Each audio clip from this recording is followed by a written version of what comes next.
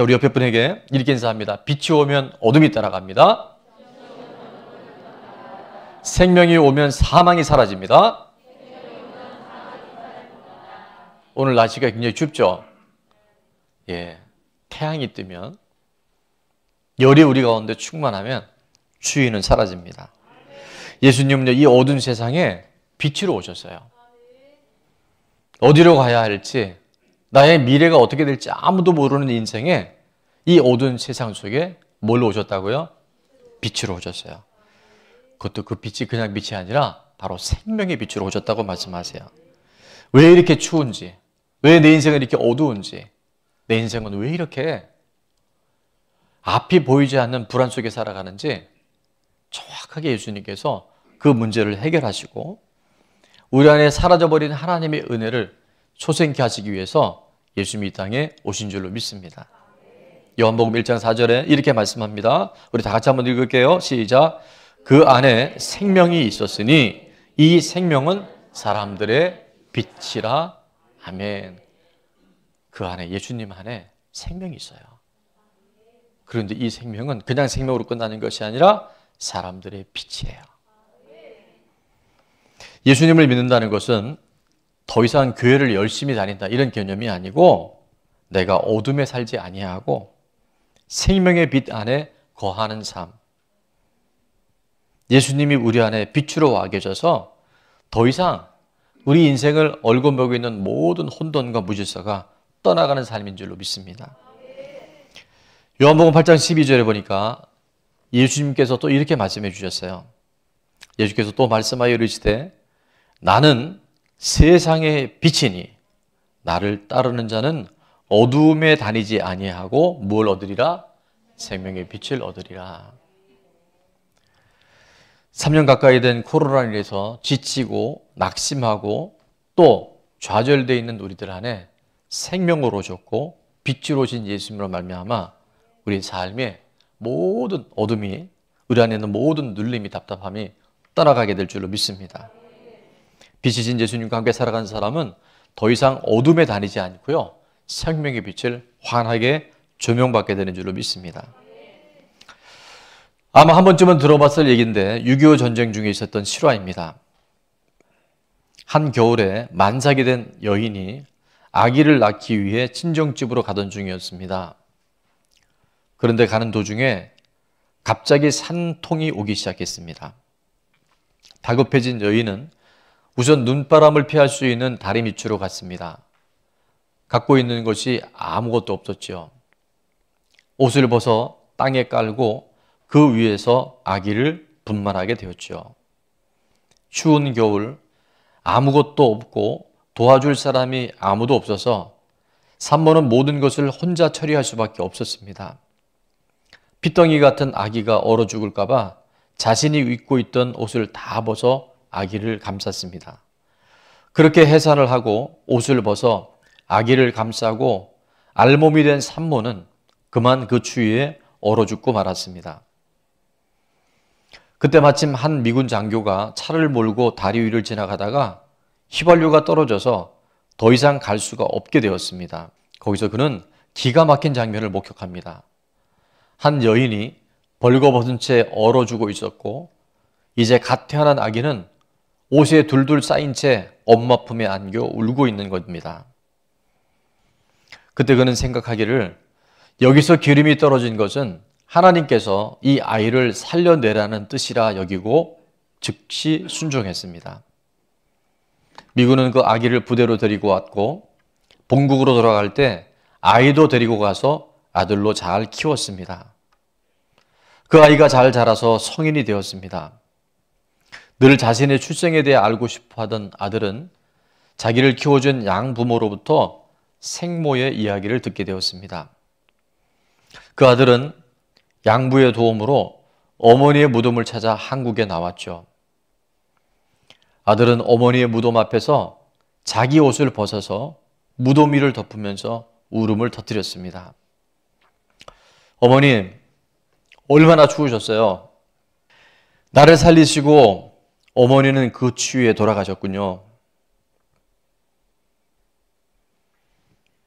아들은 어머니 무덤 앞에서 그 절절한 어머니의 사랑에 통곡했습니다.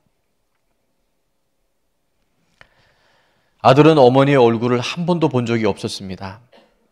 한 번도 만날 수 없었기에 엄마 얼굴이 어떻게 생겼는지, 어떤 환경에서 살아오셨는지 엄마에 대해 아는 것은 아무것도 없었습니다. 그러나 그 사랑만큼은 뼛속 깊이 느낄 수 있었습니다. 그것은 바로 자신이 어떻게 살아날 수 있었는가를 알기에 그 어머니를 알 수 있었고 어머니의 그 큰 사랑을 알 수 있었던 것입니다. 육신의 어머니의 사랑도요, 내 생명을 버려서 아기를 살려내는 사랑이라고 할진데, 하나님의 사랑, 하나님이 온 인류를 향한 하나님의 마음은요, 육신의 엄마, 육신의 부모가 상상할 수 없는 하나님의 사랑이 우리 가운데 부어진 줄로 믿습니다. 그래서 오늘 본문의 말씀 요한복음 3장 16절은 이렇게 말씀하죠. 우리 다 같이 한번 읽습니다. 시작. 하나님이 세상을 이처럼 사랑하사 독생자를 주셨으니 이는 그를 믿는 자마다 멸망하지 않고 영생을 얻게 하려 하심이라. 아멘. 여러분, 예수님이 이 땅에 오신 이유는 세상을 이처럼 사랑하신 거예요. 근데 그 세상은 막연한 세상이 아니고요, 여러분 한 분 한 분, 저를 위해서, 여러분을 위해서 이처럼 사랑하사 하나님의 아들이 이 땅에 오셔서 예수님을 믿는 모든 자들마다 멸망치 않고 영생을 얻게 하신 줄로 믿습니다. 그래서 요한복음 1장 9절은 이렇게 말씀하죠. 참빛 곧 세상에 와서 각 사람에게 비추는 빛이 있었나니 그가 세상에 계셨으며 세상은 그로 말미암아 지은 바 되었을 때 세상이 그를 알지 못하였고 자기 땅에 오매 자기 백성이 영접하지 아니하였으나. 자, 12절은 믿음으로 한번 선포하겠습니다. 시작. 영접하는 자, 곧 그 이름을 믿는 자들에게는 하나님의 자녀가 되는 권세를 주셨으니. 아멘. 오늘 예수 그리스도가 죽고 부활하신 정말 그 예수 그리스도가 나의 주인 된 사람, 예수란 이름은 죄에서 구원할 자이심, 그 이름을 임마누엘이 하리라. 하나님이 우리와 함께 하시다. 그 예수 임마누엘을 믿는 사람들은요, 하나님의 자녀가 된 줄로 믿습니다. 여러분, 예수님을 믿는다고 하는 것은 방금 12절 말씀처럼 영접하는 거예요. 예수님을 내 마음에 모셔드리는 거예요. 그것이 바로 예수님을 믿는 것이고, 예수님을 믿고 살아간다고 하는 것은 그 예수님을 마음에 모시고 매일매일 그분과 동행하는 거예요. 그래서 계시록 3장 20절에 이렇게 말씀하죠. 오늘도 이 강단에 선포되는 말씀을 통해서, 또 함께 부른 찬양을 통해서, 또 함께 주님 보내던 기도를 통해서 하나님은 우리의 마음의 문을 두드리고 계셔요. 자, 다 같이 읽습니다. 시작. 볼지어다 내가 문 밖에 서서 두드리노니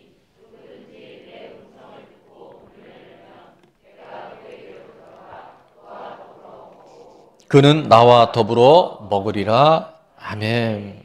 오늘도 문 밖에서 두드리고 계셔요. 여러분이 예배를 통해서, 여러분이 예배를 오시기 전과 또 예배를 드린 이후에 계속 예수님께서는 우리의 마음의 문, 심령의 문을 두드리고 계셔요. 그래서 누구든지 내 과거가 어땠든, 내 지금의 위치가 어땠든 예수님의 음성을 듣고 우리의 마음의 문을 열면 예수님 우리 안에 들어오셔요. 그리고 우리와 더불어 먹는다는 것은 우리와 늘 동행하시고 함께 하시고 주무시고 깨어나고 모든 일 가운데 임마누엘, 친히 임재하시는 약속인 줄로 믿습니다. 영원토록 함께 하실 줄로 믿습니다. 예수님을 영접하고 나면요, 예수님을 믿고 나면 우리 삶에 반드시 변화가 일어납니다.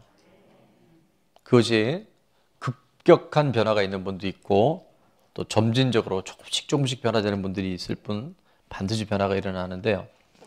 저는 그 중에서 가장 대표적인 걸 한 가지만 꼽으라고 한다면 이 성탄절에 마태복음 11장 28절 말씀을 꼽고 싶어요. 그 뭐냐 하면, 한번 같이 읽어볼까요? 수고하고 무거운 짐진 자들아 다 내게로 오라. 내가 너희를 쉬게 하리라. 아멘. 여러분, 지금 유아실에 있는 우리 아주 어린 아이부터 오늘 90세가 넘은 우리 어르신들까지 인생이요, 수고하고 무거운 짐을 진 사람이 아닌 사람이 누구겠습니까? 다 있잖아요. 근데 그 예수님이 이렇게 약속해 주셨어요. 내게로 와라. 내게로 와라. 우리를 어떻게 해주신다고 약속하십니까? 내가 너희를 쉬게 해줄 거다.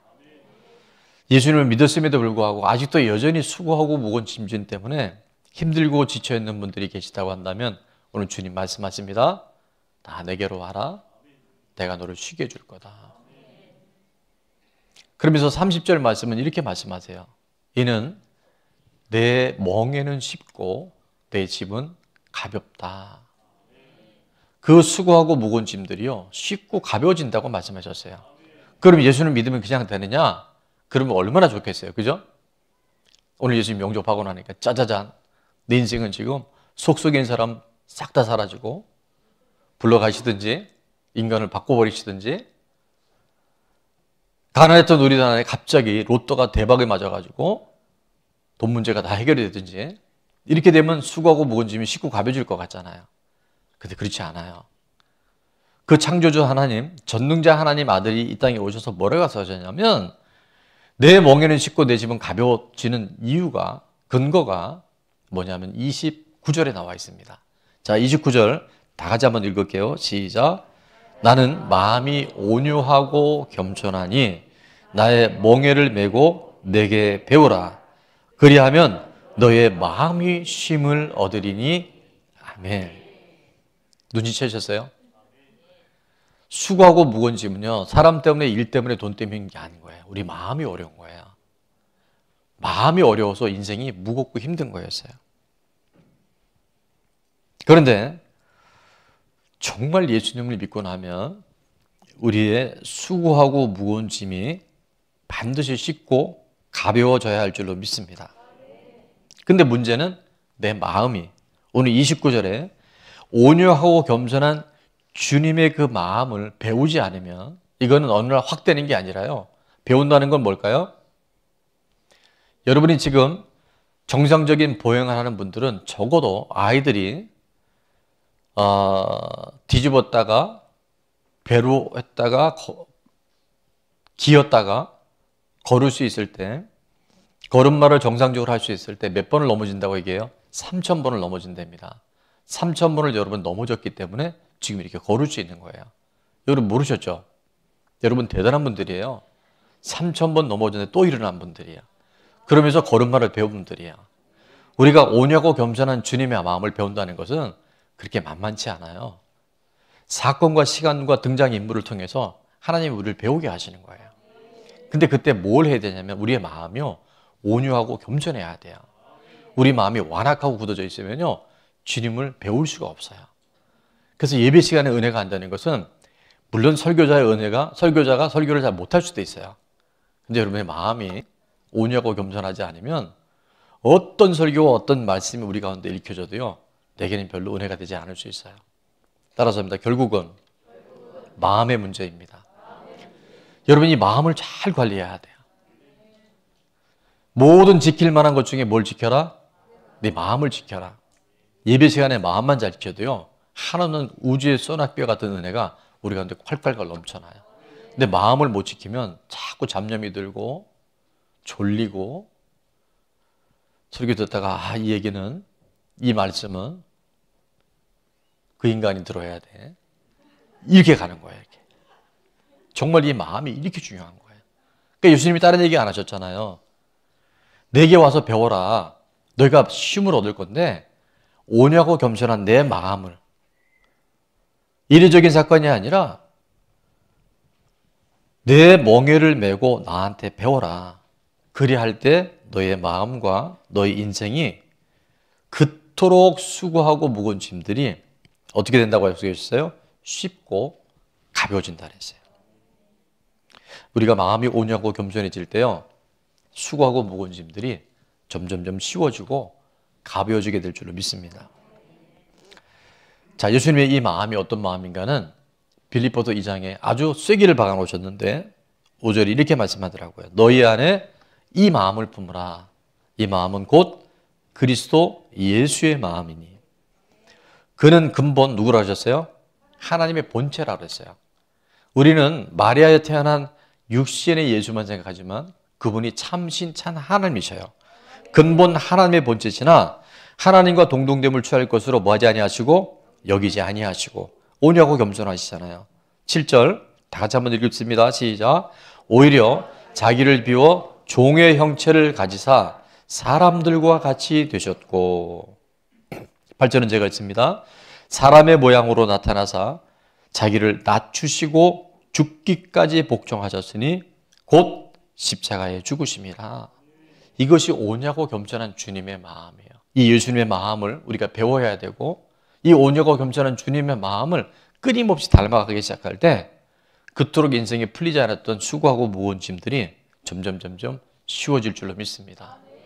안 될 것 같았는데 가능해지는 역사들을 보게 될 줄로 믿습니다. 9절, 10절, 11절에 보니까 그렇게 순종했던 예수님을 하나님이 어떻게 높이셨는지 제가 선포합니다. 이러므로 하나님이 그를 지극히 높여 모든 이름 위에 뛰어난 이름을 주사. 오늘도 예수님의 이름으로 선포하고 예수님의 이름으로 기도하면요, 기도가 응답이 됩니다. 온갖 어둠의 권세들이 다 떠나가고 질병이 치료가 됩니다. 모든 이름 위에 뛰어난 이름을 주사 하늘에 있는 자들과 땅에 있는 자들과 땅 아래에 있는 자들로 모든 무릎을 예수의 이름에 꿇게 하시고. 11절 한번 같이 읽습니다. 모든 입으로 예수 그리스도를 주라 시인하여 하나님 아버지께 영광을 돌리게 하셨느니라. 아멘. 온유하고 겸손한 주님은 낮추시고 부인하시고 죽기까지 복종하셨을 때 모든 이름 위에 뛰어난 이름으로 하나님께 높이셨고 예수 그리스도를 주라 시인함으로 말미암아 하나님 아버지께 영광을 돌리는 최고의 예배자가 된 줄로 믿습니다.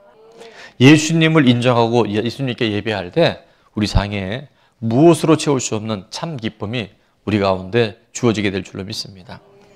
그런데 말이에요. 그런데 다 아는데 오늘 들은 설교와 아마 모르는 분들 그렇게 많지 않았을 거예요. 그럼에도 불구하고 여전히 애굽의 노예와 같이 살아가는 사람이 있어요. 지금 이렇게 복음이 환하게 조명이 됐는데도 여전히 광야 생활하는 분들이 있을 수 있어요.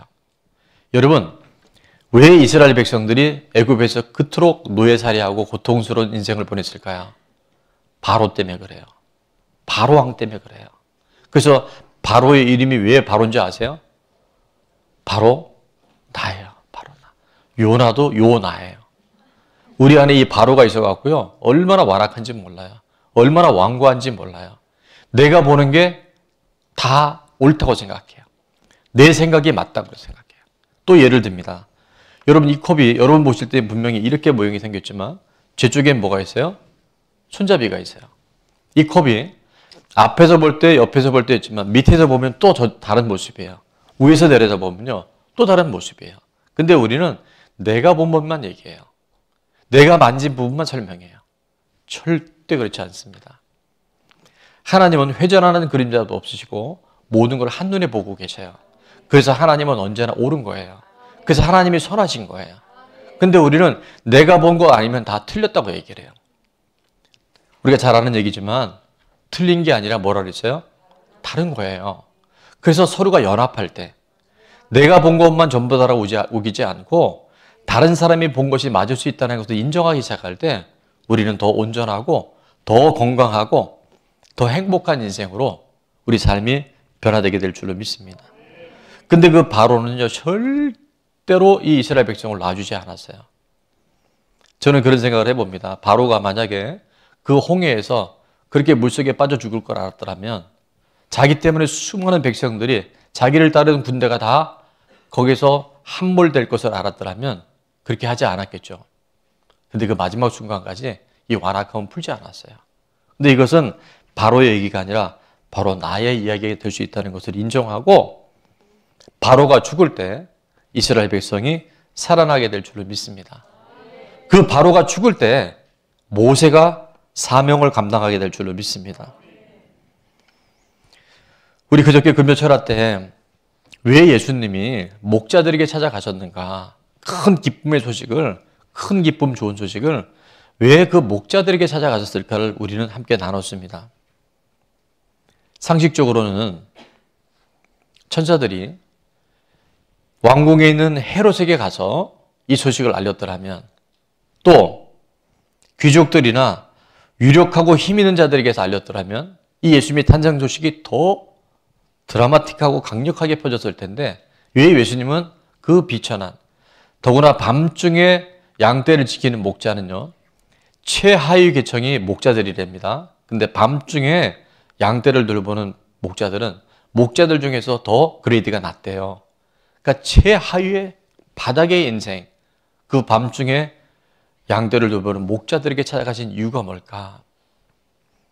예수님이 태어난 지역이 어디냐면 여러분 아는 것처럼 베들레헴이었는데, 미가서 5장 2절은 이렇게 말씀하죠.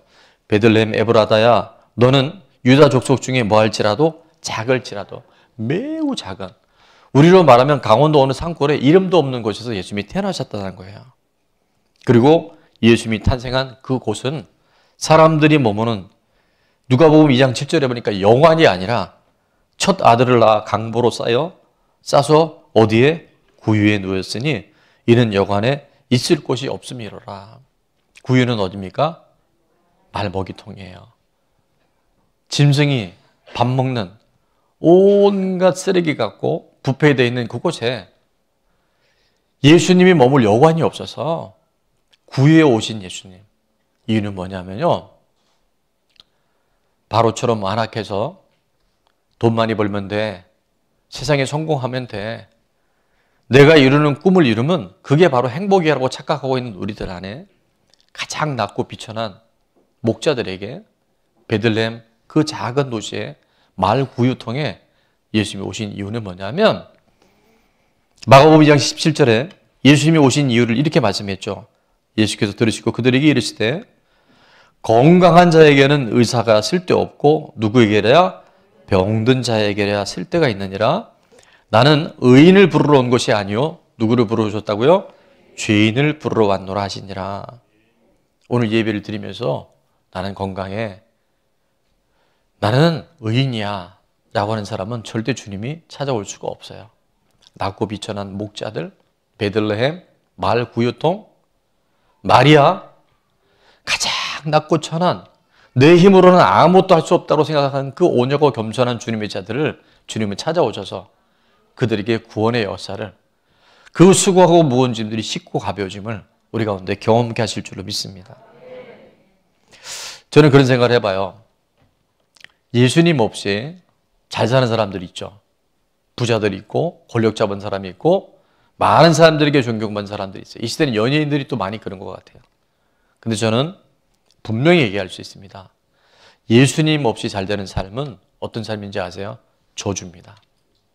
예수님 없는데 잘 된다? 그것은 가장 불행한 인생이에요. 왜냐하면 이 땅이 전부가 아니기 때문에. 내가 바로 병든 자고, 나는 정말 아무것도 할 수 없는 자고, 나는 주님 앞에 설 수 없는 존재라는 걸 인정한 사람들, 내가 정말 죄인이라는 것을 깨닫는 사람들에게 바로 예수님이 찾아오셔서 모든 어둠의 권세를 다 물리쳐 주시고, 내 힘으로는 감당할 수 없어서 너무 힘들고 지치고, 밥을 먹었는데도 배가 부르지 않고요, 잠을 잤는데도 피곤이 가시지 않고, 따뜻한 곳에 잤는데 추위가 가시지 않는 인생의 이 맹추위 속에서 예수님이 내 안에 계심으로 온유하고 겸손한 주님의 마음이 내 안에 들어옴으로 인해서 그 수고하고 무거운 짐들이 점점 쉬워지고 가벼워지고 살만나는 인생, 광야지만 가난한 삶을 살 수 있는 성탄의 주인공들 다 될 수 있기를 주의 이름으로 축원합니다.